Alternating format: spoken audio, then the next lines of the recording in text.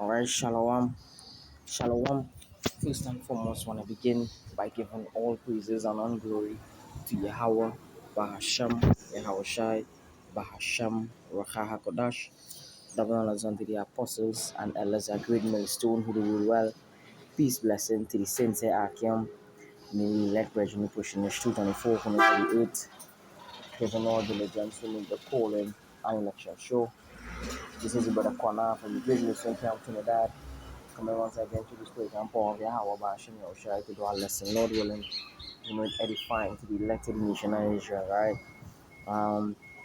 This will just be a quick one to the spirit, and when I saw this article, right, it made me laugh, because prophecy, you understand? Prophecy says a lot. Prophecy says that the mighty men of Babylon are going to forborn to fight, right? So let's going to read this article here. This come from the back news, right? Or black news. It says the cowardness inside the U.S. military reports circulating online a rising serious question suggesting that some individuals linked to the United States Armed Force may be intentionally failing drug tests to avoid deployment amid rising military tensions connected to Donald Trump's strategy, right? It says often described as a silent protest. This claim has quickly spread across social media, sparking debate about discipline, responsibility, and moral within the military. However, there is still no verified evidence confirming this as a widespread or organized action, and the topic remains highly sensitive. It says military regulations on drug use are among the strictest, carrying serious legal and professional consequences. Any deliberately violation would represent a major breach of conduct, making these claims significant but also controversial. If proven true, so far, officials have not confirmed any consistent pattern, and much of discussion appears driven more by online speculation than documented facts. Experts warn that during times of geopolitical tensions, as you can see what's happening over there in the Middle East, right, in the Strait of Hormuz, all the talks, the big talks that, the Prime Minister of America, was saying, they see that right now. If I could just get a scripture here, we'll come back to that article, right? If I could just get a scripture here in Jeremiah 51. Um, Jeremiah chapter 51 and verses 30. It says, the mighty men of Babylon have forborne to fight. They have remained in their holes. Their might had failed. And this is where we're seeing right now because of the first-hand war that they're experiencing right now. America never really experienced these type of combats in the sense of they always come in at the end or in the middle or just come in and bomb the place.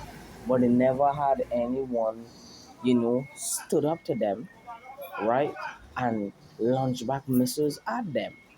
That is why there's articles where the USSR would be out of compliance for 14 months and these different things. I don't know how factual, right, it is, but there was an article came out that there was a fire upon the Abraham Lincoln, which afraid to come out and confess and say whether we really get hit with a missile, you know, because this is the nations, right, saying in Isaiah 14.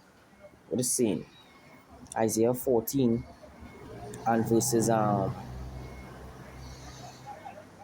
want to get this real quick here.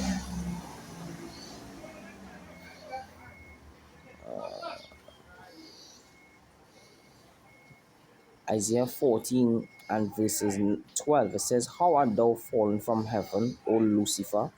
Right, and this Lucifer here goes into the light bearer, which is representing America or Esau Edom, right? Son of the morning, how thou art cut down to the ground, which didst weaken the nations. For thou hast said in thy heart, I will ascend into heaven, and I will exalt my throne above the stars of God. I will sit also among the mount of the congregation in the sides of the north. But there's no select, right? The point what I wanted was, right, verses 10. It says, and all they shall speak and say unto thee. I read from verse 9. Isaiah 14, verse 9. It says, hell from beneath is moved for to thee to meet thee at thy coming. And right now you're seeing Iran having missiles reaching over there close into Europe in some island with America base and Europe, one of the Europeans bases, right? It says it stirred up the dead, and these dead represents these nations, putting them back in this mindset of war. You understand? As the scripture says in Ezekiel 38, he said he's going to put hooks in his mouth, right? Concerning Russia, right? But he putting these nations back in that spirit, right? It says even all the chief ones of the earth, it had rise up from their thrones, right? All the kings of the nations, and all they shall speak and say unto thee, art thou also become weak as we? Art thou become like unto us? Because now these nations having that same military might and nuclear capability, right? When it concerning arsenal utilities, they have that nuclear capability, and they even have technology that's surpassing what you Edomites or you Americans have that you all was boasting in. You understand? If it is your boasting, as Donald Trump boasting and saying America have the greatest army in the earth, why does they go up in the street at Hammers and reopen it and show them Weezy Big Bad Wolf? You can't. You know why you can't? Because these Uranians, as the scripture call them in 2nd Ezra chapter 15 and verses 30, call them the Comanians raging in wrath, right? And he's coming at you as a wild man, because the scripture call Ishmael a wild man. And as they told you, as they are the modern day Persians, they said one of the generals said that, we have things that you never seen before. You understand? They have things that you never seen before. So they're going to bring a different kind of war to you. And that is the reason why, right? They saying as thou come also weak as a son. And this is what you're seeing here. Articles like these things going to be more prominent, right? Because it's all prophecy. It's all prophecy. US troops are reportedly smoking weed to fail drug tests and avoid fighting in Donald Trump's war. And the scripture said that. The scripture said that in Jeremiah, right? Jeremiah 50, 51.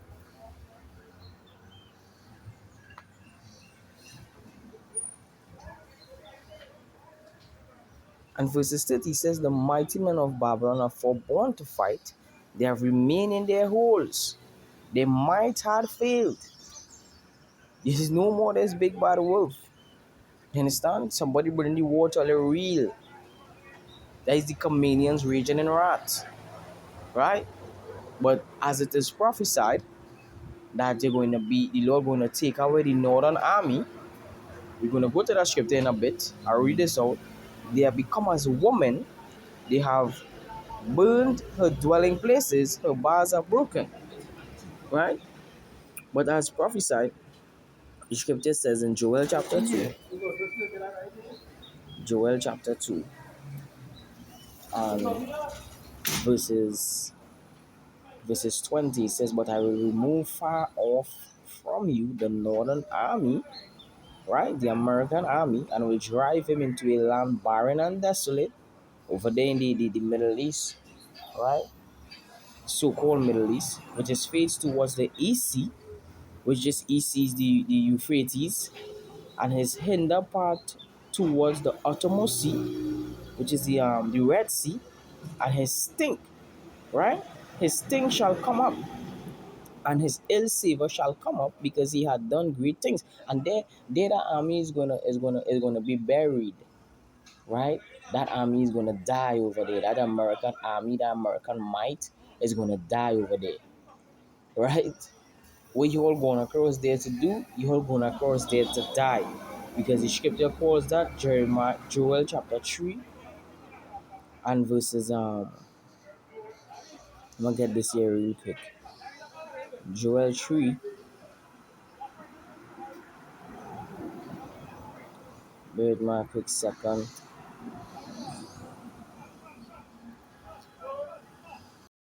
Joel chapter 3 and verse 12, it says, let the heathen be weakened and come up to the valley of Jehoshaphat, right? Jehoshaphat, Yahweh Yahweh's judgment, for there will I sit to judge all the heathen round about. So it's a judgment you're going up there for. You're only going up there for victory. Neither of you nations, right, who is over there in the Middle East, is not going to come out victorious. You're all going to die there. Thus say Yahweh Ba'ashem Yahushai. Right?